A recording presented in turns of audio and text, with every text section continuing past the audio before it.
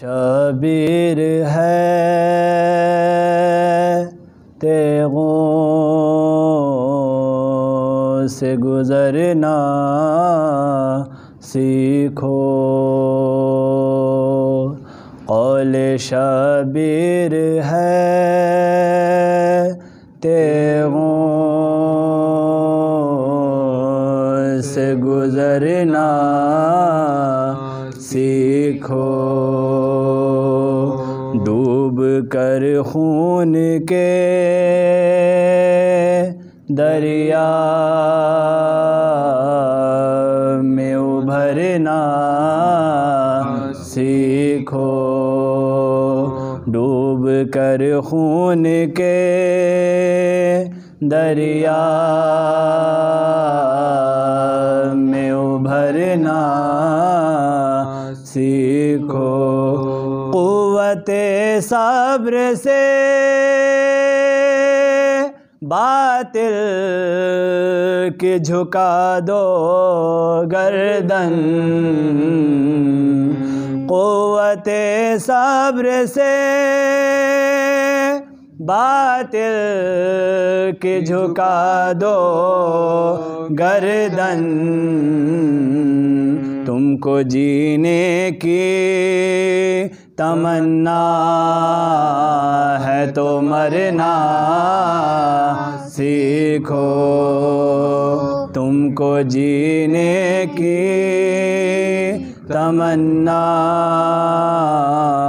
ہے تو مرنا سیکھو، قول شبیر ہے۔ صلوات بالمحمد وآل محمد۔ صلی علی محمد وآل محمد وعجل۔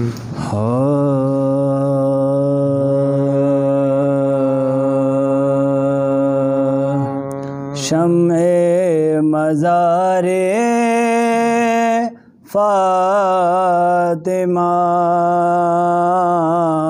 ہو گئی بے نور جب، شمع مزار فاطمہ ہو گئی بے نور جب، شمع مزار فاطمہ اڑ گیا سیماب سا صبر و قرار فاطمہ ہو گئی بے نور جب، شمع مزار فاطمہ بن گئے اس دن سلیمان بادشاہ انس و جن، بن گئے اس دن سلیمان بادشاہ انس و جن، لال و در حق نے کیے جس دن نثار فاطمہ ہو گئی بے نور جب، شمع مزار فاطمہ، اور سرگزشتے کربلا کیا پوچھتے ہو دوستو، سرگزشتے کربلا کیا پوچھتے ہو دوستو، ارے گر پڑا گھوڑے سے جس دم شہسوار فاطمہ ہو گئی بے نور جب، شمع مزار فاطمہ، اور دفن کر کے لاشائے اصغر کو بولے شاہدین، دفن کر کے لاشائے اصغر کو بولے شاہدین، یہ امانت کی سپرد ہم نے تمہارے فاطمہ، ہو گئی بے نور جب شمع مزار فاطمہ، اور تاب چہلم دھوپ میں اس کا تن نازک رہے، تاب چہلم دھوپ میں اس کا تن نازک رہے، خوابگاہ ہوئے صدا جس کے کنارے فاطمہ، ہو گئی بے نور جب۔ فاتحہ۔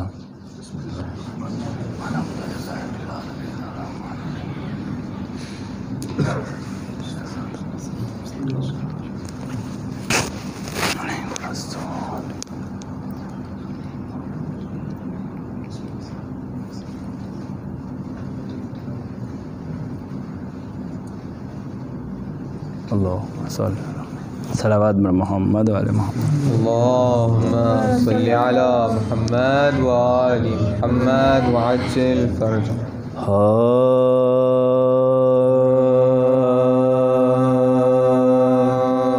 شرافت ہے فاطمہ مہر سے پر عز و شرافت ہے فاطمہ،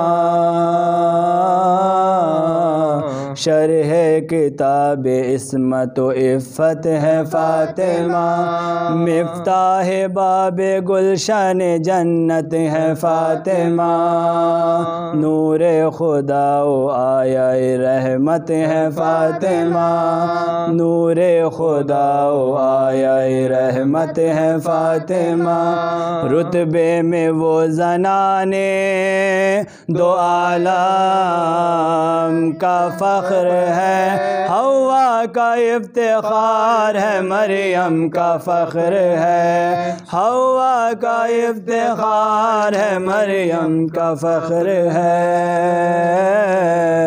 جس پر یہ کبریا کی عنایت ہو یہ کرم، اس پر قلیل عمر میں کیا کیا ہوئے ستم، دنیا سے کوچ کر گئے جب سرور امم، اس فاقہ کش پہ ٹوٹے پڑا کوہ درد و غم، اس فاقہ کش پہ ٹوٹ پڑا کوہ درد و غم، اور محبوب کبریا سا پدر سر سے اٹھ گیا، سایہ تھا جس کا سر پہ وہی سر سے اٹھ گیا، سایہ تھا جس کا سر پہ وہی سر سے اٹھ گیا، اس صدمے پر بھی در پہ ایذا تھے اہل کی، باغ فدق سوا جو ٹھکانہ نہ تھا کہیں، مسجد میں خط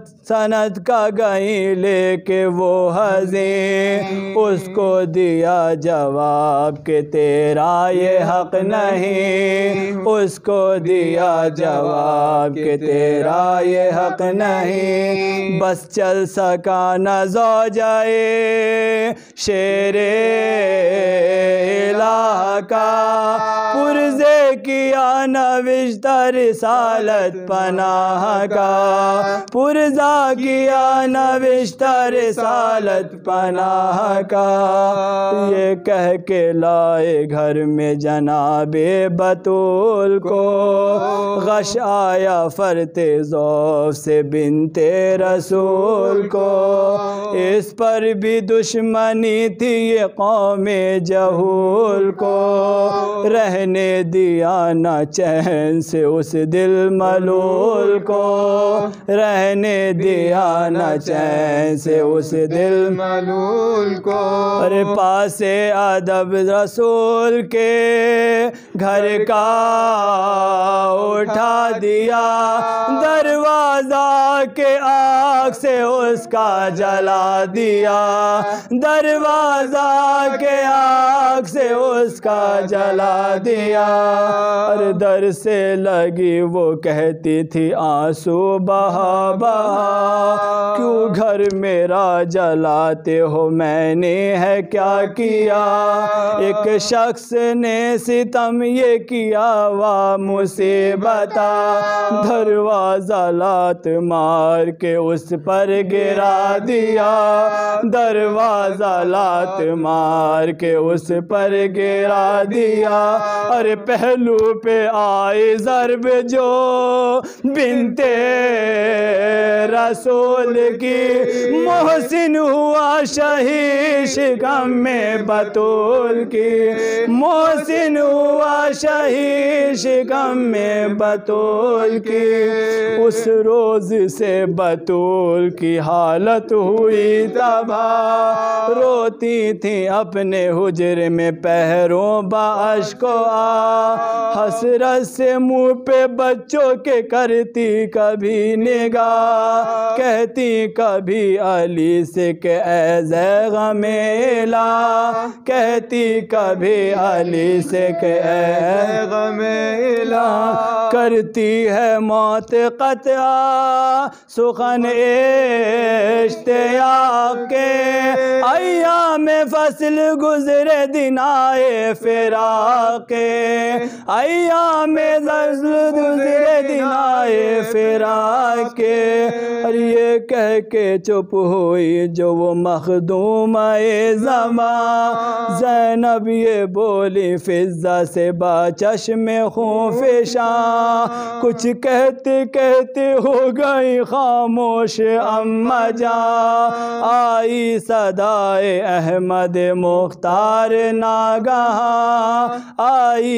صدائے احمد مختار ناگہاں، چھوڑا جہان فانی کو بنت رسول نے، صف ماتمی بچھاؤ قضا کی بطول نے، صف ماتمی بچھاؤ قضا کی بطول نے،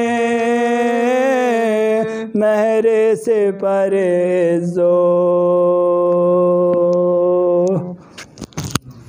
باللہ من الشیطان الرجیم، بسم اللہ الرحمن الرحیم، الحمد للہ علی ما انعم، وَلَهُ الشُّكْرُ عَلَى مَا أَلْهَمَ، وَلَهُ الثَّنَاءُ بِمَا قَدَّمَ، من عموم نعم ابتداها، وسبوغ آلاء أصداها، وتمام منن والاها، والصلاة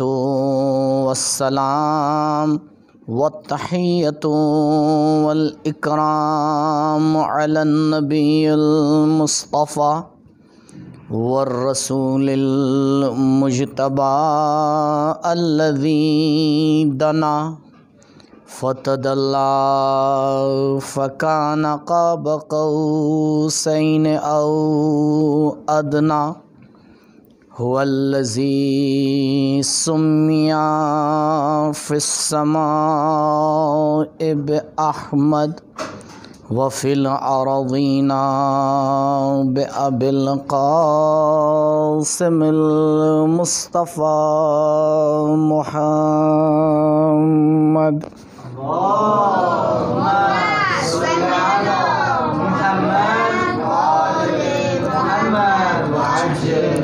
وعلى أهل بيته الأطيبين الأطهرين المعصومين المظلومين الذين أذهب الله عنهم الرجس وطهرهم تطهيرا.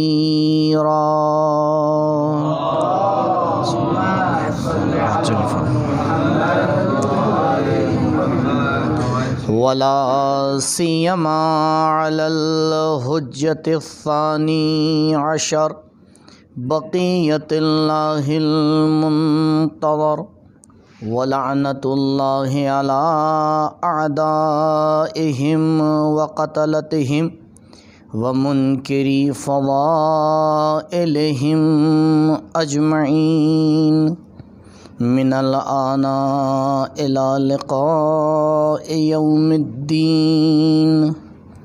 أما بعد، فقد قالت فاطمة الزهراء الحوراء الإنسية سلام الله عليها: أشهد أن لا إله إلا الله وحده لا شريك له كلمة جعل الإخلاص تأويلها. درود پڑھیں بر محمد و آل محمد.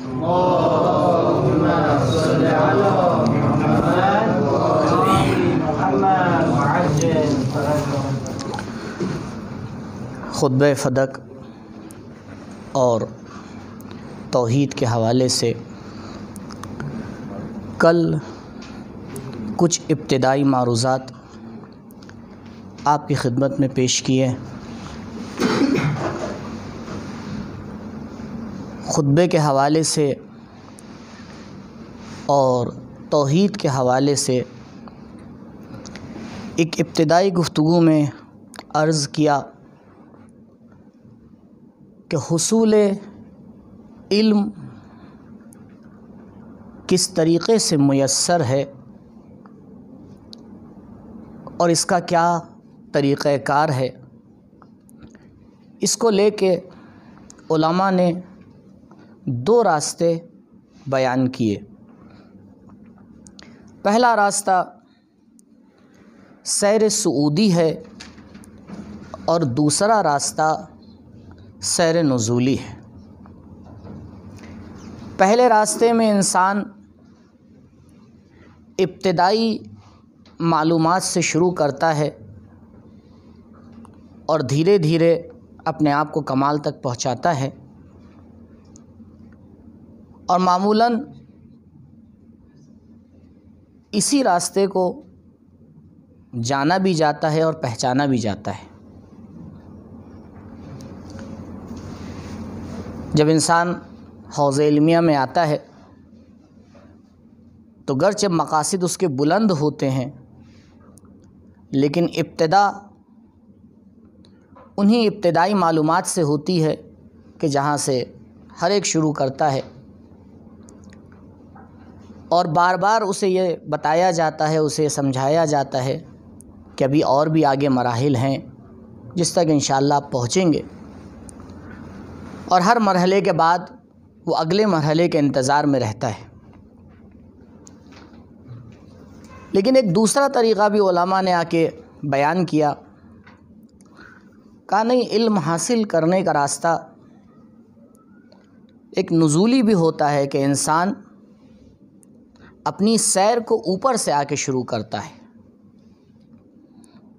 اور وہ موضوع جسے سب سے سخت موضوع سمجھا جاتا ہے، یہ دوسری قسم والے علماء اسے سب سے ابتدائی علم اور سب سے آسان علم مانتے ہیں، اور بلکہ ان کا ماننا یہ ہے کہ بغیر اس کو سمجھے ہوئے اور بغیر اس کی گتھیوں کو سلجھائے ہوئے انسان چاہے کتنے بھی علوم حاصل کر لے، علم کا تو مجموعہ بن سکتا ہے لیکن کمالات حاصل نہیں کر سکتا۔ جو 3 اہم موضوع ہیں ہمارے اور آپ کے سامنے، جو ہمیشہ جب بھی گفتگو ہوتی ہے، اور آپ بہرحال اصول دین کی گفتگو میں 3 موضوعات کے پیش کیے جاتے ہیں کہ اصول دین میں توحید ہے اور نبوت ہے اور امامت ہے۔ کل میں نے آپ کی خدمت میں عرض کیا تھا، بس ربط موضوع کے لیے دوبارہ ایک مختصر سی تکرار ہے کہ معمولاً ہماری گفتگو اہل سنت کے ساتھ موضوع امامت اور ولایت پہ رہتی ہے، اور آپ دیکھیں انتھک کوششیں بھی کی گئیں کہ اس موضوع کا کہ اس بات کیا جائے، اس موضوع کا کہ بیان کیا جائے، اس موضوع کے اوپر آ کے کتابیں لکھی جائیں۔ سایہم مشکور تمام وہ علماء جنہی نے اس موضوع کے اوپر قلم فرسائی کی ہے، وہ اپنی جگہ کے اوپر محفوظ ہے۔ میں نے کل بھی اشارہ کیا تھا، اس موضوع کو چھیڑنے سے میرا اصل مسئلہ یہ نہیں ہے کہ ان کی سعی اور کاوش کے اوپر جو ہے وہ کوئی اعتراض ہو، قطعاً ایسا نہیں ہے، بس ایک اور دوسرے منظر سے آ کے مسئلے کو دیکھنا ہے، اور وہ منظر یہ ہے، بے شک یہ کاوشیں ایک حد تک کے اپنے انجام تک پہنچیں، کچھ لوگوں کے لیے حق اجاگر ہوا اور وہ مائل ہوئے، یا نہ صرف مائل ہوئے بلکہ وہ سرحدوں کو پار کر کے ہمارے حصے میں داخل بھی ہو گئے۔ لیکن ایک بار اگر تاریخ کے اوپر نظر دوڑائی جائے، میں بہرحال کوشش کر رہا ہوں کہ اس سے پہلے کہ اعتراضات ہوں جواب دیتا چلوں، لیکن کل بھی میں نے بڑے احتیاط سے اس مسئلے کو پیش کیا تھا، آج دوبارہ پیش کر رہا ہوں۔ لیکن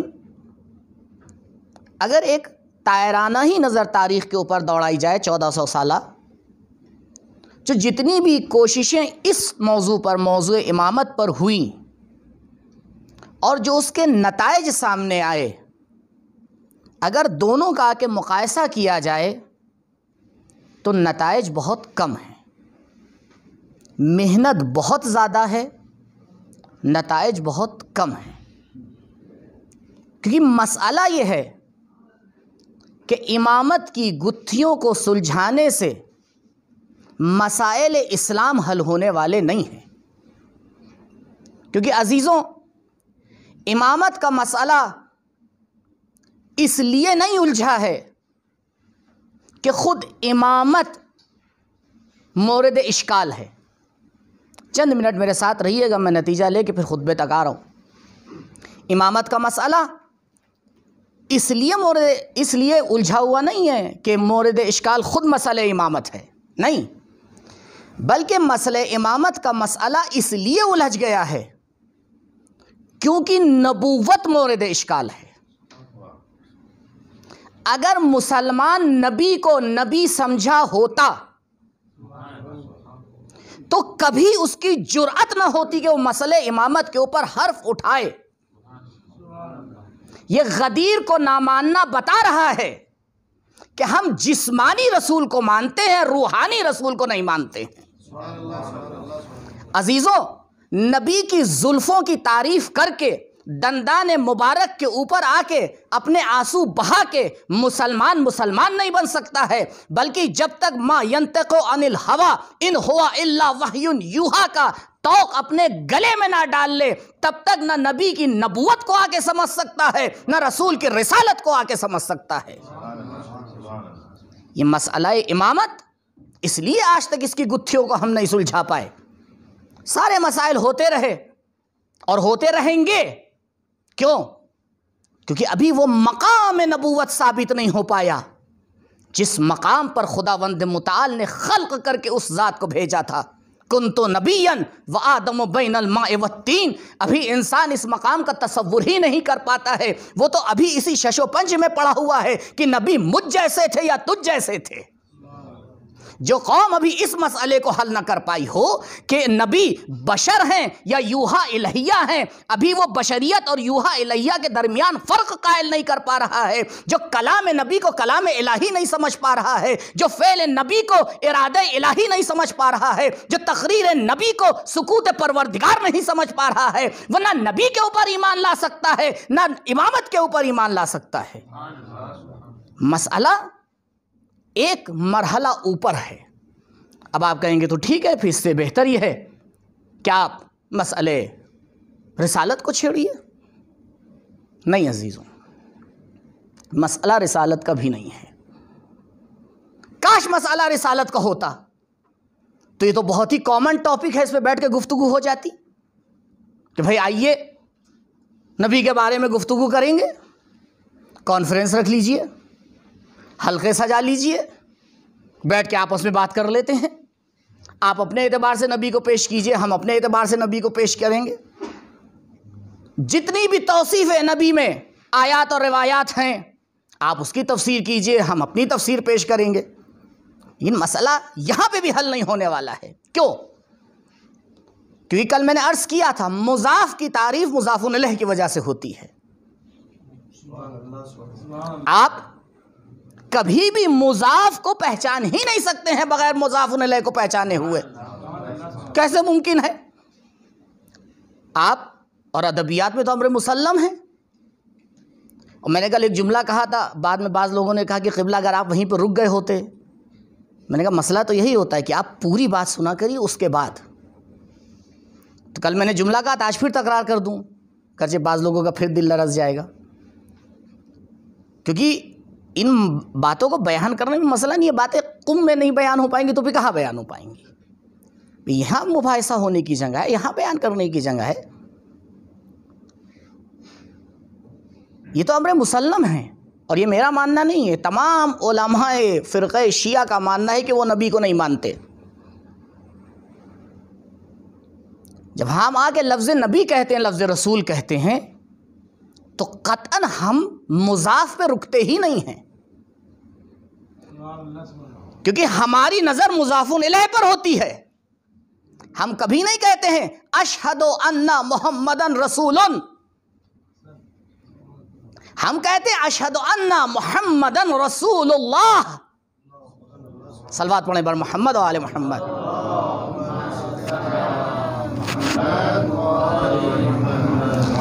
یعنی تشیع فرقے کی نگاہ رسالت کے اوپر ایک ایسی نگاہ ہے کہ جس کے اندر خدا ہمیشہ ساتھ میں رہتا ہے۔ ہم نبی اللہ کی پیروی کرتے ہیں، رسول اللہ کی پیروی کرتے ہیں، اسی لیے ہم ما ینطق عن الہویٰ کو اس لیے مانتے ہیں کیونکہ یہ کلام پروردگار ہے۔ عزیزوں، اب مسئلہ آگے بڑھ کے اپنے اصل مقام کے اوپر پہنچ رہا ہے۔ رسالت اس وقت حل ہوگی جب مسلمان توحید کے اوپر آگے گفتگو کرے گا، تو پتہ یہ چلا علم کی سیر نزولی ہونا چاہیے۔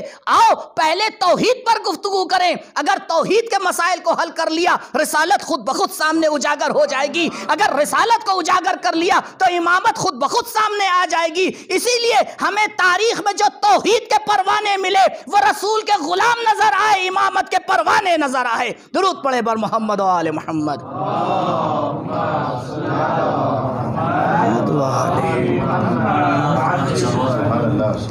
مسئلہ توحید سے آ کے شروع ہوتا ہے، اور عجیب ایک وسواس ہمارے دلوں میں ڈال دیا جاتا ہے، توحید بڑی سخت گفتگو ہے، اما آپ کہاں توحید کو بھی سمجھیے گا، ذرا کچھ مقدمات طے کر لیجئے۔ تو میں ذرا سوال کروں گا کہ وہ مکے میں رہنے والے بدو عرب جو اپنا دایاں اور بایاں نہیں سمجھ پاتے تھے، جب نبی نے آ کے ان سے یہ کہا قولوا لا الہ الا اللہ تفلحوا، تو وہ اس کلمہ توحید سے کیا سمجھے تھے؟ اگر وہ عرب توحید سمجھ سکتا ہے تو اتنا تو بھروسہ ہونا چاہیے کہ شدھ اور بدھ کا حیثیت کو سمجھنے والا انسان وہ اس سے بہتر توحید کو سمجھ لے گا، اس سے بہتر توحید کو سمجھ لے گا۔ کل میں نے آپ کے سامنے عرض کیا تھا کہ بی بی نے اس مسئلے کو روشن کر دیا۔ دیکھیے، نہ ذات پروردگار کسی کی محتاج ہے، نہ اس کی معرفت کسی معرفت پہ ٹکی ہوئی ہے۔ کیونکہ اگر معرفت کردگار کسی مقدمے پہ ٹک جائے تو مقدمہ معرفت سے مقدم ہو جائے گا، پھر نہ خدا پہچاننے میں آئے گا نہ الوہیت سمجھ میں آئے گی۔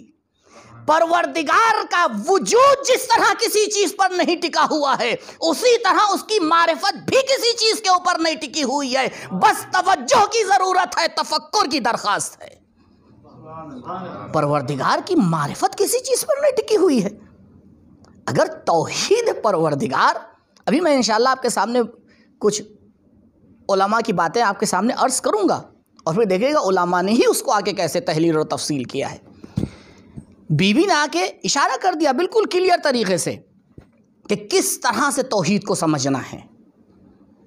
توحید کے مسائل بے حد آسان مسائل ہیں، لیکن توحید غور چاہتی ہے، توحید اخلاص چاہتی ہے۔ کلمۃ جعل الاخلاص تعویلھا، یہ لا الہ الا اللہ ایک ایسا کلمہ ہے کہ پروردگار نے اخلاص کو اس کی تعویل اور اس کی جائیگاہ قرار دیا ہے۔ یعنی ایک شرط ہے بس توحید کے لیے، وہ یہ کہ انسان خلوص کے ساتھ آئے، دنیا کی رنگینیوں کے ساتھ نہ آئے، خدا کو سمجھنے آئے، خدا سے سودا کرنے نہ آئے۔ بڑا مسئلہ ہوتا ہے، بڑا فرق ہوتا ہے کہ انسان معبود کو تلاش کرنے جائے معبود کے لیے، اور معبود کو تلاش کرنے جائے اپنے لیے۔ کیسے مسئلہ حل ہو سکتا ہے؟ وہ انسان جو اپنے لیے معبود کو تلاش کرنے نکلا ہے وہ تو ابھی اپنے میں ہی پھنسا ہوا ہے، جو اپنے میں پھنسا ہے وہ معبود کو کہاں سے سمجھ سکتا ہے؟ کا صرف اخلاص شرط ہے۔ اور جس ذات مبارکہ نے اس کلام کو منعقد کیا ہے، کل میں نے بی بی کے علم کے حوالے سے کچھ گفتگو کی تھی، یہ تمہیدی گفتگو صرف اس مسئلے کو لے کے تھی کہ اس موضوع کو چنا کیوں گیا، اور جتنا وقت ہوگا آج اور کل انشاءاللہ خود خطبے پہ بھی تھوڑی بہت میں گفتگو کروں گا، کیونکہ خطبے میں جو حصہ صرف توحید والا ہے، کیونکہ اور جو خطبے کے مقدمات اور مؤخرات ہیں۔ اشارتاً بس ایک بات اور بھی کہہ دوں کہ یقین مانیے کہ جو خطبے کا نام خطبہ فدکیہ رکھا گیا ہے وہ اس کی علت موجدہ ہے، علت غائی نہیں ہے۔ خطبے کی علت موجدہ یہی ہے کہ فدق سے لوگوں کو نکال دیا گیا، بی بی کے پاس لوگ شکایت لے کے آئے، بی بی چلی گئی۔ لیکن مسئلہ اتنا آسان نہیں ہے۔ بی بی نے مسجد میں جا کے ایک عظیم درس دیا، کہا دیکھو جس چیز کو تم ڈر اور خوف سمجھتے ہو ہم اسی کو فرصت میں تبدیل کر دیتے ہیں۔ تم یہ سمجھ رہے تھے کہ میرے ہاتھ میں جو ایک مال دنیا تھا اس کو لے کے تم نے کوئی بہت بڑا کمال کر دیا، نہیں، تم نہیں سمجھ پائے۔ تم نے تو ایک ایسا پلیٹ فارم بنا دیا کہ جہاں سے زہرا آ کے قیامت تک کے لیے توحید کو بیان کر دیں۔ عزیزوں، یہ بہت عظیم درس ہے ہمارے لیے کہ ذرا سی مشکلات کو مشکل نہ سمجھیں، مشکل کو فرصت میں تبدیل کر کے آ کے اہل بیت کی سیرت پہ چل کے دکھائیں کہ ہم اس علی کے ماننے والے ہیں کہ جو مشکل کشا ہے، مشکلوں میں پھنسنے والا نہیں ہے۔ اور آپ اہل بیت علیہ السلام کی زندگی کے ہر لمحے پہ آپ نظر ڈال لیں تو یہ گوشہ آپ کو ضرور ملے گا کہ ابتدا میں لگتا ہے ایک بڑی مصیبت آ گئی، بے شک ایک مادی اعتبار سے، ظاہری اعتبار سے، ایک اینگل سے وہ مصیبت ہی ہوتی ہے، چاہے کربلا کو آپ دیکھ لیجئے، 25 سالہ مولا کائنات کا سکوت دیکھ لیجئے، جو بھی دیکھ لیجئے آپ، لیکن جب اس کو واقعی نگاہ سے دیکھا جاتا ہے تو پتہ چلتا ہے کہ اللہ اکبر، اس مشکل کو مشکل میں ڈال دینا کمال اہل بیت ہے، اور اس کو ایسا فرصت بنا کے پیش کیا ہے کہ اب ہر انسان آ کے کہتا ہے کلو یومین عاشورہ کلو ارزین کربلا. کیا تم سمجھ رہے تھے کہ تم ایک کوئی کارنامہ کر کے دکھا دو گے؟ نہیں، یہ اصل چیز ہے جو اہل بیت علیہم السلام سے سیکھنا ہے. تو بی بی کے سامنے ایک مسئلہ پیش آیا، بی بی نے آ کے اس کو فرصت بنایا اور بنانے کے بعد آ کے ایک خطبہ دیا. دلیل مطلب یہ ہے کہ اگر مقصد زہرا سلام اللہ علیہا فدق ہوتا تو بی بی فدق کے مسئلے کو لاسٹ میں نہ چھیڑتی، آتے ہی چھیڑتی. عدالتوں کا طریقہ مقدماتی گفتگو نہیں ہوا کرتا ہے. عقائد عدالت میں سب سے پہلے مسئلے کو آ کے چھیڑا جاتا ہے. جیسے ہی کوئی ادھر ادھر جاتا ہے فوراً ٹوک دیا جاتا ہے کہ قبلہ آپ اپنا مدعا پیش کریے، ادھر ادھر کیوں جا رہے ہیں، آپ لوگوں کے ذہن کو کیوں بھٹکا رہے ہیں. لیکن ایسا تکوینی اثر ڈالا تھا زہرا مرضیہ نے کہ کوئی بول نہیں پایا کہ زہرا کس لیے آئی ہیں. وہ تو بعد میں پتا چلا کہ زہرا نے صرف مسجد کو نہیں فتح کیا ہے، قیامت تک کے لیے توحید کا قلعہ کھڑا کر دیا ہے. درود پڑھیں پر محمد و آل محمد.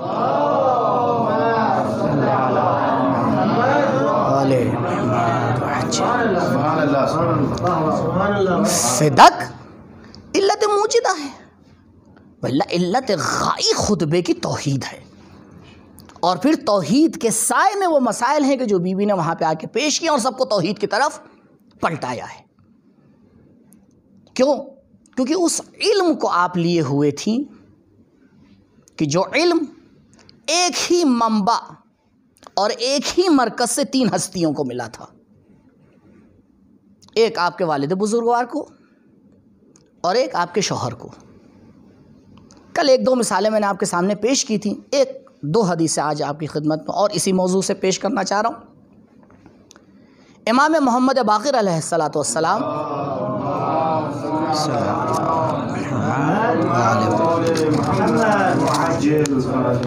جب بی بی سے پوچھا گیا، جب حضرت سے پوچھا گیا کہ بی بی کا نام فاطمہ کیوں رکھا گیا، تو حضرت نے ایک وجہ تسمیہ بیان کی ہے. اور یہ جو کئی وجہ تسمیہ اسی نام کو لے کے بیان کی جاتی ہے، اس میں کوئی آپس میں تضاد نہیں ہے، خود ایک موضوع گفتگو ہے کہ ایک نام کی اتنی وجہ تسمیہ آیا ممکن ہے. بے شک ممکن ہے، اب کیسے اس کو جمع کیا جائے وہ اپنا ایک موضوع ہے. لیکن یہ روایت جو ابھی میرے آپ کے سامنے مجھے آپ کو بیان کرنا ہے، جس کو علامہ مجلسی علیہ الرحمہ نے بہار میں بھی بیان کیا اور سب نے بیان کیا تقریباً. حضرت فرماتے ہیں کہ لأن اللہ فاطمہ بالعلم، بی بی کا نام فاطمہ اس لیے رکھا گیا کیونکہ فاطمہ اللہ بالعلم، کیونکہ پروردگار نے آپ کو علم سے فطم کیا. علامہ مجلسی علیہ الرحمہ کی جو تفسیر ہے انہیں نے آ کے یہاں پہ فاطمہ کا معنی ارضا لیا ہے، دودھ پلانا. کہ جس طرح سے ایک ماں بچے کو دودھ پلاتی ہے، اس طرح سے پروردگار نے بی بی کو علم عطا کیا ہے. بہت مناسب تفسیر ہے. لیکن تھوڑا سا اگر اور غور کیا جائے، دیکھیے اصل مادہ فاطمہ علامہ مصطفی التحقیق میں فرماتے ہیں کہ اصل فطم کا معنی دودھ پلانا نہیں ہے، بلکہ کسی چیز کو کسی دوسری چیز سے جدا کرنا ہے. جو دیگر وجہ تسمیہ فاطمہ کے آپ کو ملتے ہیں اس میں یہ معنی لحاظ ہوتا ہے کہ جیسے بی بی اپنے محبین کو آتش جہنم سے جدا کریں گی. تو سب میں جو ہے وہ فاطمہ کا معنی ملحوظ ہونا چاہیے، کیونکہ اگر الگ الگ بدل گیا تو وہ دوسرے مسائل کھڑے ہو جائیں گے. یعنی حضرت جب آگے وجہ تسمیہ بیان کر رہے ہیں تو اسی فاطمہ کے معنی سے لے کے بیان کر رہے ہیں. دودھ پلانے کو فاطمہ نہیں کہتے ہیں، بلکہ جب ماں بچے کو دودھ پلاتی ہے تو بچہ ابھی اس کیفیت پہ نہیں ہوتا کہ اس کو سمجھ میں آ جائے کہ اس کا پیٹ بھرا یا نہیں بھرا ہے. چند دن کا بچہ ہے، 1 ہفتے کا بچہ ہے، 10 دن کا بچہ ہے، جب ماں اس کو دودھ پلا رہی ہوتی ہے تو خود بچہ نہیں سمجھ پاتا ہے کہ اس کا پیٹ بھر گیا. یہ ماں کی تشخیص ہوتی ہے. ماں سمجھ جاتی ہے ہاں اب اس کا پیٹ بھر گیا. تو جیسے ہی ماں یہ تشخیص دیتی ہے، اب بچے کو اپنے سینے سے جدا کرتی ہے. اس جدا کرنے کو عرب فطم کہتا ہے. فطم کا معنی دودھ پلانا نہیں ہے، فتم کا معنی جب ماں یہ تشخیص دے دے کہ بچے کا پیٹ بھر گیا ہے اور اسے اپنے سینے سے جدا کرے، اس کیفیت کو عرب فتم کہتا ہے۔ پروردگار نے اپنے علم وجوبی سے فاطمہ کو آ کے سیراب کرنا شروع کیا۔ جب اس نے یہ دیکھا کہ فاطمہ علم سے لبریز ہو چکی ہے، تب آپ کو وجود ظاہری بخشا، اس جدائی کی وجہ سے بی بی کا نام فاطمہ پڑا۔ درود پڑھیں پر محمد و آل محمد۔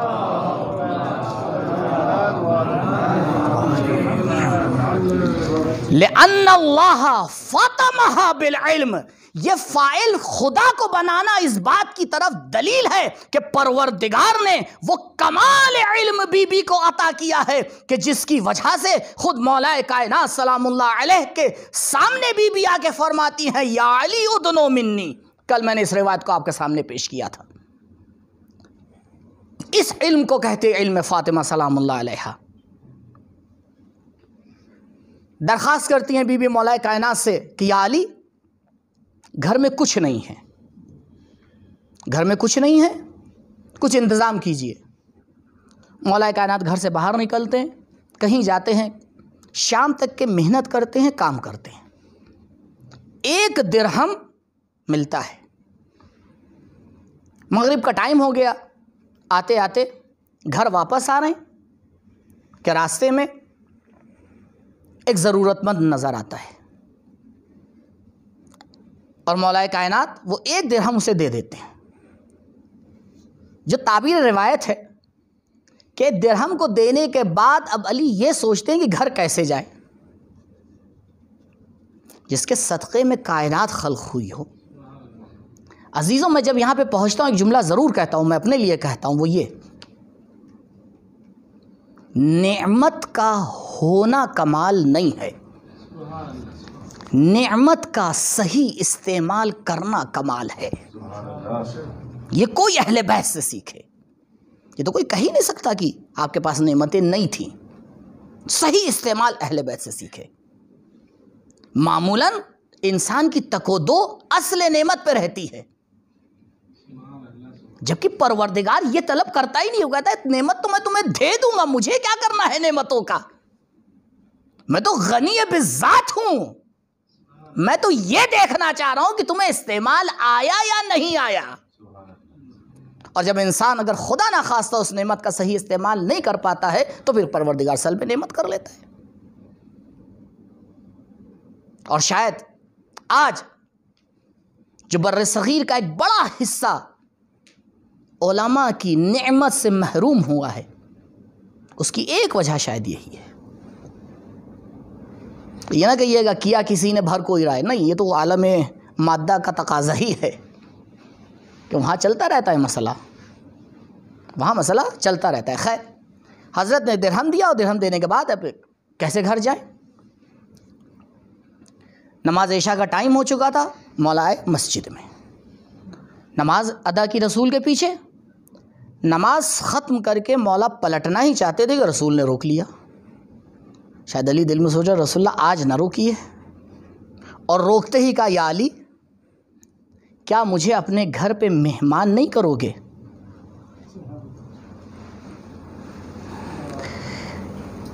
یہ کہتے ہیں مارے پہ 100 درے۔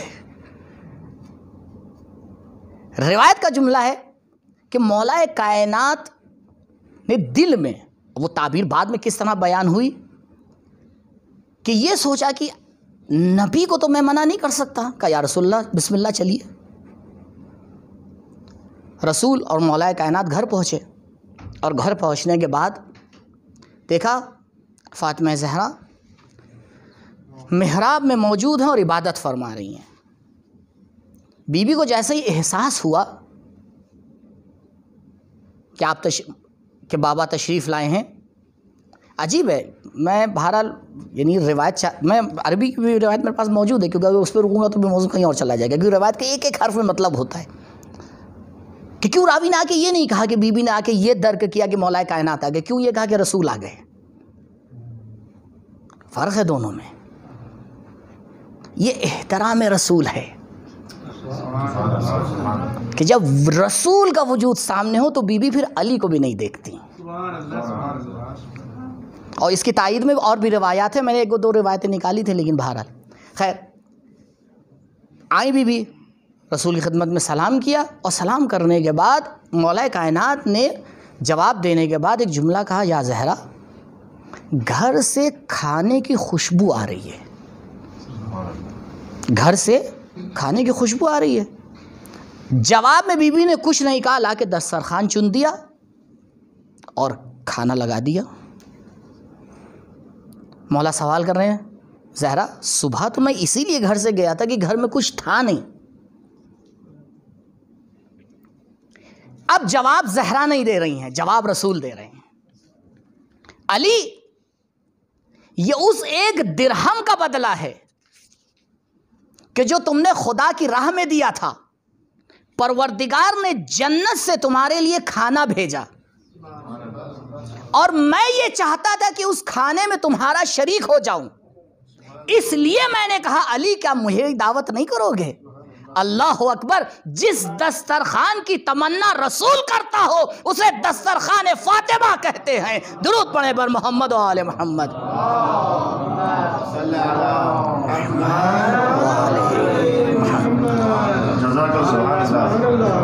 پھر رسول فرماتے ہیں، علی تم جانتے ہو یہ کس آیت کی تفسیر ہے؟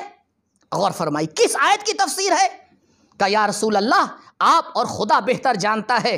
کہا علی خداوند متعال نے سورہ آل عمران میں مریم کے لیے یہ کہا کہ جب زکریا جناب مریم کے پاس پہنچتے تھے تو ان کے پاس رزق پہلے سے موجود ہوتا تھا. جناب زکریا پوچھتے تھے مریم یہ رزق کہاں سے آیا ہے؟ تو مریم فرماتی تھی یہ پروردگار نے میرے لیے بھیجا ہے. تمہاری زوجہ اشرف ہے مریم سے، تو جب مریم کے لیے پروردگار جنت سے کھانا بھیج سکتا ہے تو فاطمہ کے لیے کیوں نہیں بھیج سکتا ہے؟ یعنی عملی تفسیر ہوئی ہے اس آیت کی، سورہ آل عمران کی، ظاہراً 162 نمبر کی آیت ہے، عملی تفسیر ہوئی ہے. اور اس کے آگے آگئے جوادی عاملی ایک جملہ کہہ کے بات کو ختم کرتے ہیں. کہتے ہیں غور کرو، روایات میں رزق کے دو معنی ہوتے ہیں. روایات میں رزق کے دو معنی ہوتے ہیں.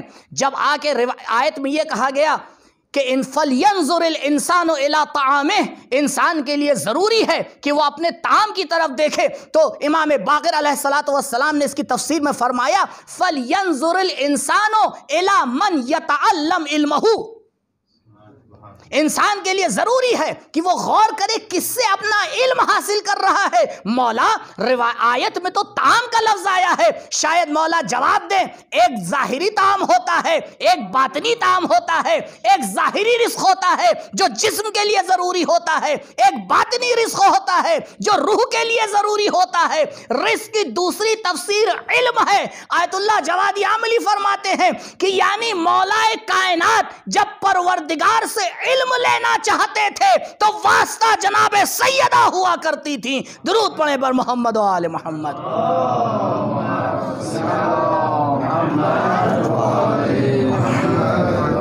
فوجد انتہا رزقہا، یہ رزق الہی علم الہی ہے. وہ ذات بابرکت جو اس علم کی ملکہ ہو، وہ جب توحید کے بارے میں آ کے گفتگو فرماتی ہیں تو دوسرے جملے میں بی بی کا ارشاد ہے کلمۃ جعل الاخلاص تعویلہا وزمن القلوب موصولہا وانار فی التفکر معقولہا. کہ توحید، کلمہ توحید وہ چیز ہے کہ پروردگار نے اخلاص کی بنیاد پر اسے رکھا ہے، اس کے لیے اخلاص کو بنیاد بنایا ہے. وَزَمَّنَ الْقُلُوبَ مَوْصُولَهَا، اور دلوں میں اس کے ربط کو آ کے تضمین کر دیا ہے، اتار دیا ہے. اب یہی سے علماء آ کے توحید کی اقسام بیان کرتے ہیں کہ توحید 3 راستوں سے حاصل ہوتی ہے. ایک راستہ ہے عقل، جسے توحید عقلی اور فکری کہا جاتا ہے. دوسرا راستہ ہے قلب، جسے توحید قلبی کہا جاتا ہے، اور تیسرا راستہ ہے شہود و وجود، کہ توحید کبھی شہود اور وجود کے ذریعے سے حاصل ہوتی ہے، اور ان تینوں راستوں میں کسی واسطے کی ضرورت نہیں ہے۔ شاید ان تین راستوں میں سے پہلے والے راستے پہ آج تھوڑی دیر گفتگو ہو، اور باقی کے دو راستے بھی انشاءاللہ کل آپ کی خدمت میں پیش کروں گا۔ پہلا والا راستہ عقلی مباحث کے بادشاہ ابو علی سینا، ان کی طرف منسوب کیا جاتا ہے کہ حضرت بی بی نے تیسرے فقرے میں آ کے اس کی طرف اشارہ کیا ہے۔ پہلے اور دوسرے فقرے میں اس کو بیان نہیں کیا، تیسرے میں بیان کیا، کہ انشاءاللہ عرض کروں گا آپ کی خدمت میں کہ کیا وجہ ہو سکتی ہے کہ بی بی تیسرے فقرے میں آ کے اس کو بیان کری، لیکن میں پہلے آپ کی خدمت میں عرض کر رہا ہوں۔ وہ آگے کہتے ہیں کہ اگر کسی کو خداوند متعال کو سمجھنا ہے تو کسی چیز کی ضرورت نہیں ہے، اور خداوند متعال کا وجود اس کے وجوب اور اس کے تعین کے ساتھ آتا ہے۔ غور فرمائیے گا، کیونکہ جو بی بی نے جہاں سے بات شروع کی، یہ دو چیزیں ہیں۔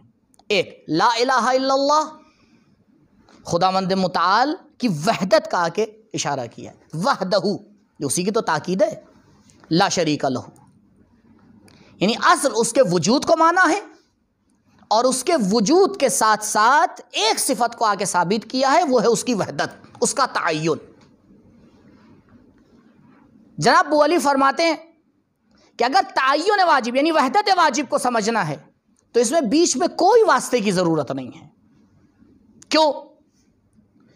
کیونکہ یہ جو واجب کا تعین ہے، یعنی دو طرح کا تعین ہوتا ہے، دو طرح سے شے مشخص ہوتی ہے۔ ایک اگر شے واجب ہے تو اس کا تعین ہے، ایک اگر شے ممکن ہے تو اس کا تعین ہے۔ ممکن میں جب کوئی چیز وجود آنا چاہتی ہے، لباس وجود پہننا چاہتی ہے، تو پہلے اس کے لیے ضروری ہے کہ اس کے تمام مشخصات کو طے کیا جائے، بغیر اس کے کوئی چیز وجود میں آ ہی نہیں سکتی، حتیٰ آپ ذہن میں اس کو وجود نہیں دے سکتے۔ یہ تو علم حضوری کا مسئلہ ہے، ابھی آپ خود پریکٹس کر کے دیکھ لیجئے گا۔ بھائی اگر آپ اپنے ذہن میں ایک ایسی چیز کی تصویر بنانا چاہتے ہیں جسے آپ نے دیکھا ہی نہیں، بنائیے، تعین ہی نہیں دے پائیں گے آپ اسے۔ ہاں، جس چیز کو آپ نے دیکھا ہے اسے بنا لیں گے۔ کیوں؟ کیونکہ ذہن میں بھی وجود دینے سے پہلے اس کے لیے تعین ضروری ہے۔ الشیء ما لم یتشخص لم یوجد، شے جب تک کہ تشخص نہ پائے، اس کا تعین نہ ہے، وجود میں آ ہی نہیں سکتی ہے۔ کیسے آئے گی؟ ممکن ہی نہیں ہے۔ تو کیسے ممکن ہے کہ ہم آئے کسی چیز کا تصور کرو، ہمیں پتہ نہ ہو؟ آپ سوچئے، آپ کے قبلہ جی میں ایک چیز کے بارے میں سوچ رہا ہوں، میں آپ سے پوچھوں کہ جی یہ بتائیے وہ کس رنگ کی ہے؟ رنگ کیا ہے مجھے معلوم نہیں۔ اچھا پھر آپ سے پوچھیں اچھا مادی ہے معنوی ہے؟ یہ بھی نہیں پتہ ہے مجھے۔ تو اگر آپ اس طرح کی گفتگو کو تھوڑی دیر آپ آگے بڑھائیں گے تو پھر آپ جانتے ہیں مسئلہ کیا ہوگا۔ قبلہ ہو سکتا ہے وہ آپ کو لے کے کہیں چلا جائے، پھر اگر دل سوز ہوگا تو پھر وہ لے کے کہیں چلا جائے گا کہ بھائی کرونا کا زمانہ ہے، ان کو لے کے چلیے، کیونکہ ان کو چھوڑنا بھی خطرناک ہے نا۔ تو آپ دیکھیں، جب ذہنی وجود ایک شے کو نہ مل پائے تو وجود خارجی کہاں سے عطا ہو پائے گا؟ یہ مادیات، یہ ممکنات اتنی زیادہ محتاج ہیں اپنے وجود میں اس ذات کی کہ اس کے احتیاج کو بھی زبان پہ نہیں لایا جا سکتا جب تک ہر اعتبار سے مشخص نہ ہو جائے۔ یہ ممکن عالم وجود میں آ ہی نہیں سکتا، کسی مقدمے کی ضرورت نہیں ہے۔ اب لفظ ممکن کسی کو نہیں سمجھ میں آئے گا، آپ اس کا اردو ترجمہ کر دیا، آپ کہ یہ ممکن یعنی ممکن، اس کے علاوہ آپ کیا کریں گے؟ آپ کسی سے انگلش میں گفتگو کر رہے ہیں تو الفاظ کا ترجمہ الگ مسئلہ ہے، اس کو واسطہ نہیں کہتے ہیں۔ مفہوم کے سمجھنے کے لیے مفہوم کسی کے اوپر محتاج ہو، اور یہ مفاہیم اولیہ تو کسی کو محتاج ہوتے ہی نہیں ہیں، ہاں غور و فکر کے محتاج ہوتے ہیں۔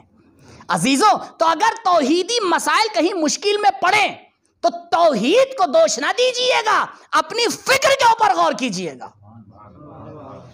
توحیدی مسائل کسی چیز کی گرفت میں نہیں ہوتے ہیں، مسئلہ یہ ہوتا ہے کہ جتنا انسان کو غور کرنا چاہیے اتنا وقت نہیں دیتا۔ کیوں روایت نے آ کے کہہ دیا تفکر ساعۃ افضل من 70 سنہ، ایک لمحہ بیٹھ کے سوچ لینا، ایک لمحے بیٹھ کے غور کر لینا، یہ 70 سال کی عبادت سے بہتر ہے۔ کل میں نے اشارہ کیا تھا، کیونکہ ایک لمحہ انسان سوچتا ہے 70 سالہ زندگی صراط مستقیم پہ آ جاتی ہے۔ بھئی ایک ہی لمحہ تو فیصلہ لیتا ہے، جناب حر نے کون سا بہت لمبا فیصلہ لیا تھا؟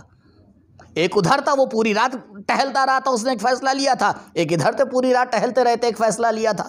70 سالہ عمر ادھر دیکھیے اور ادھر دیکھیے، فیصلے تو لمحوں ہی میں ہوتے ہیں، مقدمات چاہے کئی سال لگ جائیں، فیصلہ لمحے میں ہوتا ہے۔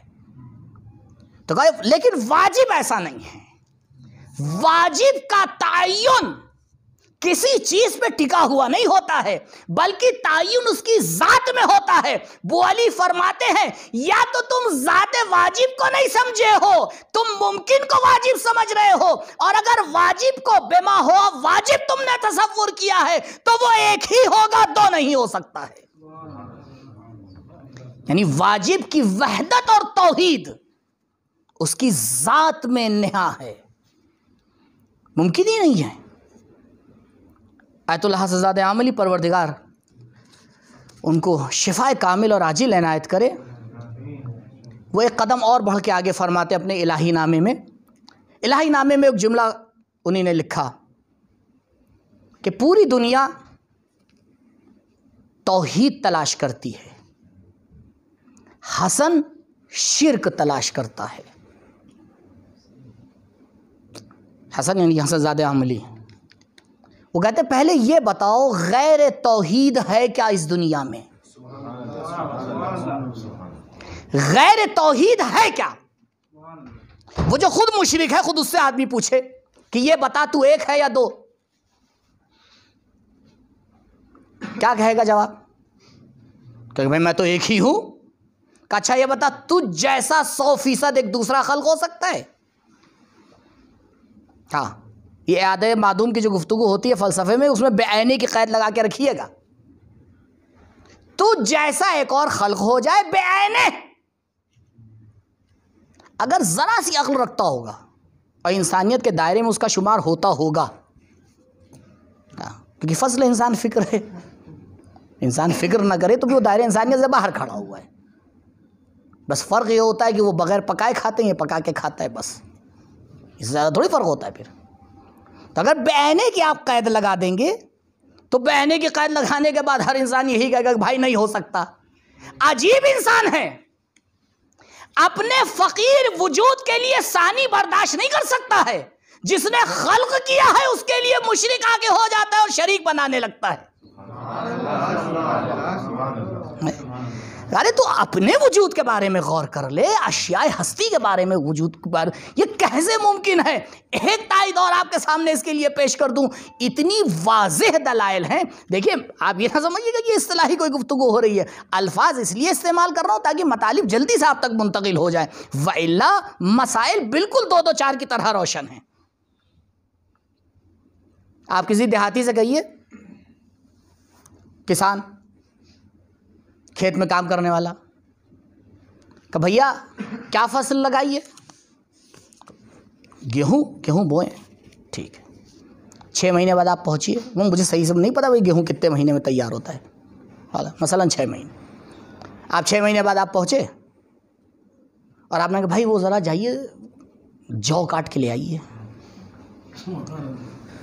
کہ قبلہ آپ 6 مہینے پہلے آپ نے مجھ سے سوال کیا تو میں نے آپ سے عرض کیا تھا کہ میں نے گیہوں بوئے ہیں۔ کیا مسئلہ ہے؟ ٹھیک ہے جائیے دعا کریے جو نکل آئے۔ جو کا ریٹ بڑا ہوا ہے، گیہوں میں تو نقصان ہو جائے گا، جتنے میں دھانا خریدا تو اس سے کم میں بھی کہے گا بھائی، کہے گا بھائی زیادہ پڑھ لیے۔ دیکھیں کتنا آسان سا مسئلہ۔ اب اگر فلاسفہ اس کو آ کے کہہ دے قاعدہ سنقیت تو مسئلہ کھڑا ہو جاتا ہے۔ وہ قبلہ یہی تو قاعدہ سنخیت ہے، گندم سے گندم پہ رویت، جو سے جو ہے بھائی، علت اور معلول میں سنخیت ہونا چاہیے۔ ایک دیہاتی اس بات کو قبول نہیں کرتا ہے کہ وہ اگر گندم لگا رہا ہے تو جو آ کے کاٹنے پہنچ جائے، تو جو جس کی ذات بسیط الحقیقت ہے، وحدہ لا شریک ہے، تو وہ شریک خلق کیسے کر سکتا ہے؟ جب علت ہی بسیط ہے تو معلول کو بھی واحد ہونا چاہیے۔ درود پڑھیں بر محمد و آل محمد۔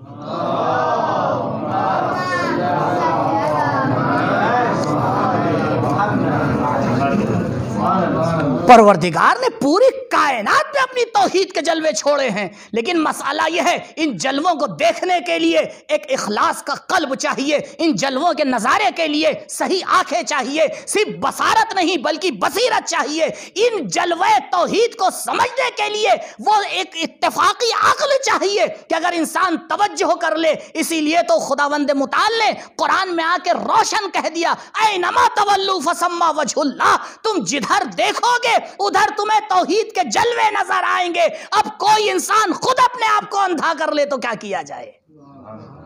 کہا تم جدھر دیکھو گے ادھر توحید کے جلوے نظر آئیں گے۔ یہ توحید کوئی ایسی چیز نہیں ہے کہ جس کو فلسفی الفاظ میں آ کے قید کر دیا جائے، جسے پیچیدگیوں میں آ کے بیان کر دیا جائے، نہیں، توجہ کی ضرورت ہے۔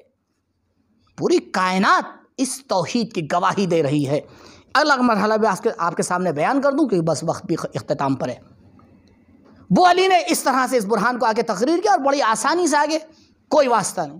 گرچہ بعد میں امام المشککین، بہرحال امام المشککین کا تو کام ہی یہی ہے، انہیں نے آ کے جب شرح لگائی اشارات کے اوپر تو انہیں نے دو چار اعتراض بیان کر دیے۔ شیخ طوسی علیہ الرحمہ جب شرح کرتے ہیں تو ایک جگہ پہ وہ بیچارے عاجز آ کے، یعنی الفاظ کہہ رہے ہیں کہ عاجز آ کے، وہ کہتے ہیں کہ اگر امام المشککین یہ تشکیکات نہ کرتے تو ہمیں کچھ لکھنے کا موقع کہاں ملتا؟ وہ انسان جس کے لیے کہا جاتا ہے کہ مبدا سے لے کے معاد تک کوئی ایسا مسئلہ نہیں ہے کہ جس میں اس نے تشکیک نہ کی ہو، جس میں اس نے تشکیک۔ امام المشککین آپ سوچیے، فخر المحققین ہمارے کیا ہوتے ہیں، امام المشککین تمہارے کیا ہوتے ہیں؟ یہی تو فرق ہے، زیادہ فرق نہیں ہے، البتہ یہ الفاظ کا فرق نہیں ہے، یہ حقیقتوں کا فرق ہے۔ اب آپ جائیے تفسیر مفتاح الغیب میں ان کی دیکھیے، ان اللہ اصطفاک وطہرک واصطفاک علی نساء العالمین کے ذیل میں پہنچتے ہیں، وہاں پہ تفسیر کرنا شروع کرتے ہیں اور اس کے بعد ایک جملہ کہتے ہیں کہ میری سمجھ میں نہیں آتا کہ کس طرح سے لوگ جناب مریم کو تو معصوم مان لیتے ہیں لیکن رسول کی بیٹی کو معصوم نہیں مانتے۔ یہ فخر رازی کا جملہ ہے، اور کہتے ہیں میں اس انسان کی بات ہی نہیں سمجھ پاتا کہ جو فاطمہ زہرا کی عصمت کا قائل نہ ہو، کیونکہ انکار، یہ جملہ بڑا اہم ہے، کیونکہ انکار عصمت فاطمہ زہرا انکار رسالت ہے۔ اور فرمائیے آلوسی خود پریشان ہو گیا بیچارہ، یہ عظیم مفسرین ہے، یہ آلوسی ان مفسرین میں سے ہے کہ تقریباً 90% علامہ طباطبائی کا تفسیر میں بھروسہ آلوسی کے اوپر ہے۔ المیزان کا آپ مطالعہ کریے تو جہاں بھی اہل سنت سے ایڈریس دیں گے علامہ طباطبائی، 80% 90% ایڈریس کس کا ہوگا؟ آلوسی کا ہی ہوگا۔ یعنی معتبر ترین مفسرین اہل سنت میں سے، وہ خود آ کے اس مسئلے میں آگے مشکل میں پڑ جاتے ہیں، کیونکہ یہاں پر تو یہ بات کہہ کے نکل جاتے ہیں، آ کے اعتراض کرتے ہیں کہ میں سمجھ نہیں سکتا ان لوگوں کو کہ جو جناب مریم کو آ کے سید نساء العالمین مانتے ہیں، اور میں اس مسئلے کو نہیں مانتا۔ وہ کہتے ہیں میں جناب مریم کو سید نساء العالمین نہیں مانتا، بلکہ سید نساء العالمین جناب فاطمہ زہرا سلام اللہ علیہ ہیں۔ اللہم صلی علی محمد۔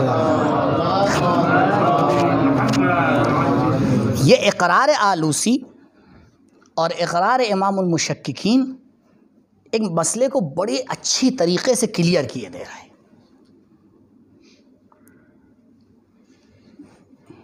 علامہ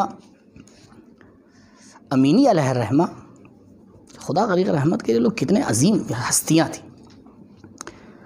بہرحال الغدیر کی وجہ سے ان کا کافی رابطہ تھا اہل سنت سے، ایسے نہیں ہے.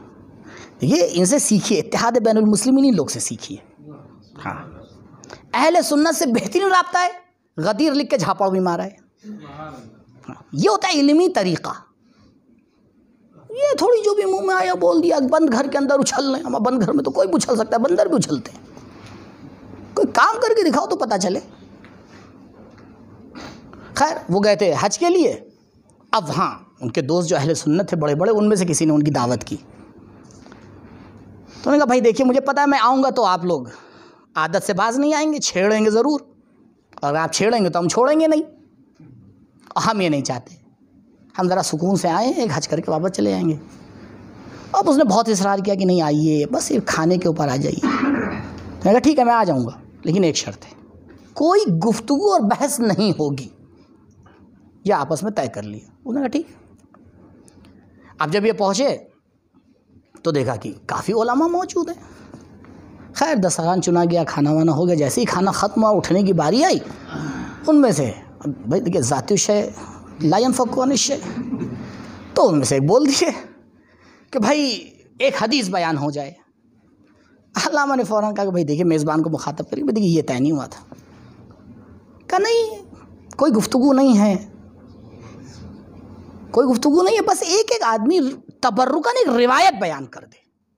ٹھیک ہے، اب اس پہ کون اعتراض کر سکتا ہے؟ روایت بیان کرنا تو تبرک ہے. ٹھیک. تو جہاں علامہ تھے ان کے پاس سے سلسلہ شروع ہوا. ہر ایک نے اپنی متصل سند سے آ کے، اللہ اکبر، آپ سوچیے، متصل سند رسول تک کے لے جا کے اس نے روایت بیان کی. دوسرے نے اپنی متصل سند لے جا کے بیان کی. واقعہ کوئی 1400 سال پرانا تھوڑی، ابھی چند 150 سال ہوئے ہوں گے بہت سے بہت، کہ علامہ کی وفات کو 60 سال ہوئے شاید، اس سے زیادہ نہیں ہوں گے. یعنی یہاں تک کہ متصل سند، یعنی 1400 سال کی متصل سند بیان کرنے کا مطلب ہے کہ کم سے کم بیچ میں جو ہے وہ 28-29 تو لوگ ہوں گے رابطے میں. واسطے میں شیخ بھائی علیہ رحمہ کی طرح، شیخ بھائی کی ایک متصل سند ہے جس میں سب محمد ہے. یعنی وہ ان کی سند پہنچتی ہے امام جعفر صادق علیہ السلام تک، سب اول سے آخر تک کے سب محمد ان کے سلسلے میں. یہ خصوصیات شیخ بھائی میں سے. خیر، اب ایک نے بیان کی، دوسرے نے بیان کی، تیسرے نے بیان کی، چوتھے نے بیان کی. اب آخر میں آیا علامہ، میں بھی ایک حدیث بیان کرتا ہوں متصل سند کے ساتھ، میں بھی بیان کروں گا. میں تم سے کوئی کم تھوڑی ہوں.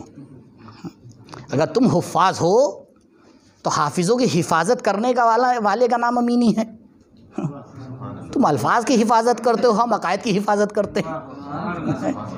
کہا ٹھیک ہے میں بھی بیان کرتا ہوں، لیکن ایک شرط ہے، میں جو روایت بیان کروں گا اسے آپ سب کو تائید کرنا پڑے گا کہ صحیح ہے یا نہیں. اللہ اکبر.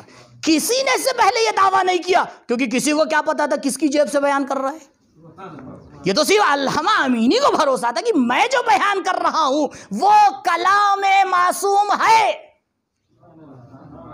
تو کلام معصوم ہے. کہا اچھا بسم اللہ بیان کریے.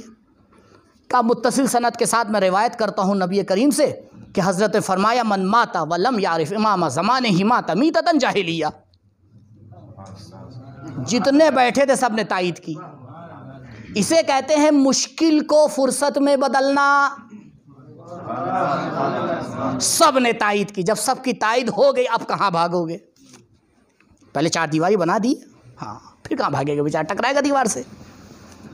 کہا مانتے ہو نا اس حدیث کو؟ کہا یہ بتاؤ رسول کی بیٹی جب اس دنیا سے گئی تو اس حدیث کو مانتی تھی یا نہیں؟ اسے کہتے چت بھی اپنی پٹ بھی اپنی. اب کہیں مانتی تھی تو مشکل. کہ اچھا یہ بتاؤ جب اس دنیا سے گئی رخصت ہوئی تو امام کون تھا؟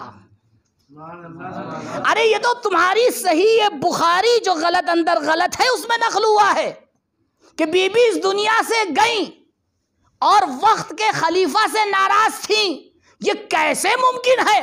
امام بھی مانتی ہو، ملاقات کی اجازت بھی نہ دیتی ہو، تو دو میں سے ایک صورت ہے، یا تو تیسری ہماری صورت کو مانو کہ نعوذ باللہ فاطمہ بغیر امام کے گئی، یا یہ مانو کہ فاطمہ نے ان کو امام مانا. دونوں اعتبار باطل ہیں تو ماننا پڑے گا. فاطمہ نے علی کو امام مانا تو آج میں تمہارے سامنے کہتا ہوں جو فاطمہ کا امام ہے وہ امینی کا امام ہے. درود پڑھے بر محمد و آل محمد.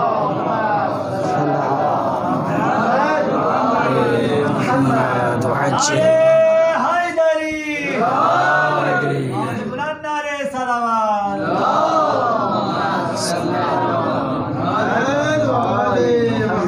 جگہ پر اس آیت کی عملی تفسیر ہوتی ہے فَبُہِتَ الَّذِي كَفَرَ. اس آیت کی عملی تفسیر ہو جاتی ہے، کیونکہ اب کیا بولے گا آدمی. عزیزو اتنا مسئلہ روشن، اتنا مسئلہ روشن. بی بی نے توحید کے مسئلے کو آ کے جو شروعات کی اس کی وجہ یہی تھی. خیر مجھے دوسرا ایک پہلو بیان کرنا تھا لیکن مسئلہ یہیں پہ آ کے رک گیا. لیکن وہ ذات مبارکہ کہ جس کا علم الہی تھا، جو یہ جانتی تھی کہ کس طرح سے ملاقات ہوگی. میں مصائب میں ایک لفظ آپ کے سامنے بیان کروں گا، ابھی تشریح کر دوں کہ مصائب میں تشریح کا وقت نہیں ہوتا. علم کے حوالے سے وہ ہستیاں جو ہم رتبہ ہوتی ہیں، عیناً ان کے لیے یہ امکان ہے. اللہ بعد میں انشاءاللہ کبھی پوچھیے گا یا مجلس کے بعد میں عرض کروں گا آپ کی خدمت میں، کیونکہ ابھی اس کا وقت نہیں ہے، کہ وہ اگر نہ چاہے تو کسی دوسرے کو اس کے حالات کا علم نہیں ہوگا. یہ ایک مقدمہ ذہن میں رکھیے گا. اور دوسرا مقدمہ کہ اہل بیت علیہم السلام نہ مجاز گوئی کرتے ہیں، نہ احساسات اور عواطف سے گفتگو کرتے ہیں. خدا کے واسطے کلام معصوم میں ان احتمالات کو نکال کے باہر رکھ دیا کریے. معصوم کی گفتگو واقعیت کی عکاسی ہوتی ہے. ایسا ممکن ہی نہیں ہے. حقیقت تو یہ ہے کہ اگر واقعیت نہیں ہے اور معصوم کچھ کہہ دے تو واقعیت کو ویسا ہی ہونا پڑے گا، کیونکہ اگر اس کے خلاف ہو جائے تو واقعیت ہی نہیں ہے. واقعیت وہ نہیں ہے جو موجود ہے، واقعیت وہ ہے جو کلام معصوم کے مطابق ہو. اسی لیے ہم تقیہ کو حق مانتے ہیں. تقیہ اسی لیے حق ہے، کیوں؟ کیونکہ یہی واقعیت ہے اس وقت، کلام معصوم کے مطابق جو ہے. کل مصائب میں آپ کی خدمت میں عرض کیا تھا کہ جب بی بی اس دنیا سے رخصت ہونے لگی تو طریقہ کار بدلا. لوگ اپنے اعزاء اور اقارب کو جمع کرتے ہیں. بی بی پیکر توحید، آپ نے سب کو اپنے آپ سے دور کر دیا. یا علی مسجد میں چلے جائیے، خداوند متعال سے گفتگو کیجئے، زہرا کے لیے دعا کیجئے. حسن اور حسین کو بھی مسجد میں بھیج دیا. آپ نے سنا نا کہ شہزادے بعد میں آئے تھے، یعنی شہزادے اس وقت موجود نہیں تھے کیونکہ بی بی نے بھیجا تھا. اکیلی اسما بچی، جناب زینب ام کلثوم سلام اللہ علیہما کو بھی بنی ہاشم کی خواتین کے گھر بھیج دیا تھا. اب ایک جناب اسما بچی، ان سے بھی فرمایا کہ دیکھو میں حجرے میں جا رہی ہوں، اکیلی ہوں. اللہ اکبر، میں اپنے خدا سے اکیلے میں ملاقات کرنا چاہتی ہوں. زہرا اس دنیا سے رخصت ہوئی، شہزادے گھر میں آئے، اور ایک مرتبہ جب پتہ چلا تو دونوں ایک ساتھ واپس گئے مسجد میں بابا کو بتانے کے لیے.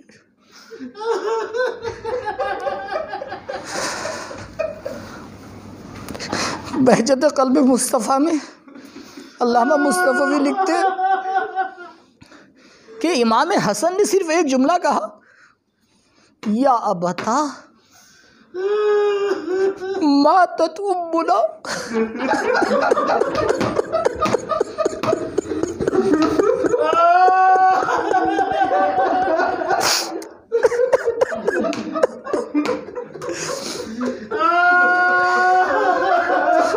جناب سلمان سے روایت ہے کہ علی منہ کے بھل گر پڑے. اللہ اکبر. عزادارو تصور کیجئے، یہ وہ گھر ہے کہ جس کی بیت کا ایک دروازہ مسجد میں کھلتا تھا، دوسرا گھر میں کھلتا تھا. فاصلہ ہی کتنا تھا مسجد میں اور گھر کے اندر، لیکن اتنے سے فاصلے کو فاتح خیبر نے کیسے طے کیا؟ اللہ اکبر! علی راستے میں دوبارہ گر پڑتے ہیں۔ ارے علی کیسے برداشت کرے زہرا؟ ارے ابھی تک تو علی اپنا شکوہ آپ سے بیان کرتے تھے، ارے اب رات کی تنہائی ہوگی، علی تنہا ہوں گے۔ جزاکم اللہ خیر الجزا۔ ہاں زاداروں، مولا کائنات گھر میں تشریف لاتے ہیں، وصیت کو دیکھتے ہیں، وصیت کے مطابق عمل کرنا شروع کرتے ہیں۔ جو بات آپ کے سامنے عرض کرنا ہے، اللہ اکبر! رات کی تاریکی میں علی غسل دینے جا رہے ہیں۔ کیا امتحان ہے علی ابن ابی طالب کا! اللہ اکبر! اسی لیے علی کو اول مظلوم عالم یوں ہی نہیں کہا جاتا ہے، اول مظلوم عالم ہے علی۔ غسل دیتے دیتے ایک مرتبہ وہ امام جو سب کو صبر کی دعوت کر رہا تھا، بیٹا حسن، بیٹا حسین، زینب ام کلثوم، دیکھو آہستہ رونا، کہیں ایسا نہ ہو پڑوسیوں کو پتہ چل جائے۔ امام بار بار تاکید کر رہے ہیں، امام بار بار بچوں کو سمجھا رہے ہیں، امام بار بار بچوں کو دلاسا دلا رہے ہیں کہیں آواز بلند نہ ہو جائے۔ لیکن ایک مرتبہ جب منظر سامنے آیا، ارے غسل دیتے دیتے علی کے کلیجے سے ایک آواز بلند ہوئی، سلمان تڑپ گئے۔ جب غسل اختتام پذیر ہوا تو ایک مرتبہ جناب سلمان نے عجیب حال دیکھا۔ ارے جو فاتح خیبر تھا، دیوار پہ ہاتھ رکھ کے ماتھا ٹیک کے گریہ کر رہا تھا۔ مولا، ارے آپ تو دعوت صبر دے رہے تھے، سلمان ارے علی کیسے بتائے؟ زہرا اس دنیا سے چلی گئی، لیکن علی کو پتہ نہ چلا کہ پسلیاں ٹوٹی تھی۔ اللہ اکبر!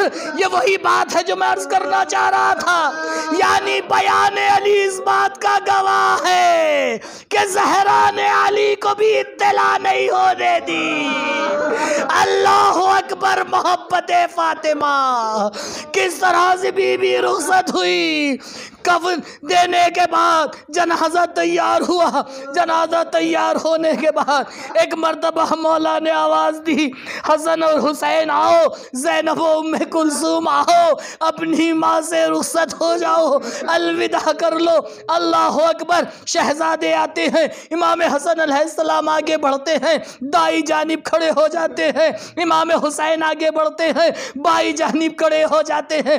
ایک مرتبہ امام حسن ایک جملہ کہتے ہیں، ماں حسن کی بات کا جواب دے دیجئے، اگر جواب نہ دیا تو حسن کی روح نکل جائے گی۔ ادھر سے حسین آواز دیتے ہیں، اماں اگر حسین کا جواب نہ دیا تو حسین کا قلب پارا پارا ہو جائے گا۔ اللہ اکبر! یہ جملے کہنا تھے، تاریخ نے عجب منظر نقل کیا، بندے کفن ٹوٹے، زہرا کے ہاتھ نمودار ہوئے، آؤ میرے بچوں، ارے زہرا کے سینے سے لگ جاؤ۔ جبریل نے آواز دی، یا علی، ارے حسنین کو زہرا کے سینے سے ہٹا لیجئے، ارے کہیں قیامت کے آثار نمودار نہ ہو جائے، بس آزادار ہو۔ علی نے حسن اور حسین کو جدا کیا۔ امام الرؤوف ہے، رحمت پروردگار کا مظہر ہے، کتنی رحمت سے الگ کیا ہوگا، لیکن ہائے کربلا، جب سکینہ حسین کے سینے پہ آئی، ارے تو سکینہ کو بھی جدا کیا گیا، لیکن کبھی شمر کا تعزیہ نہ تھا۔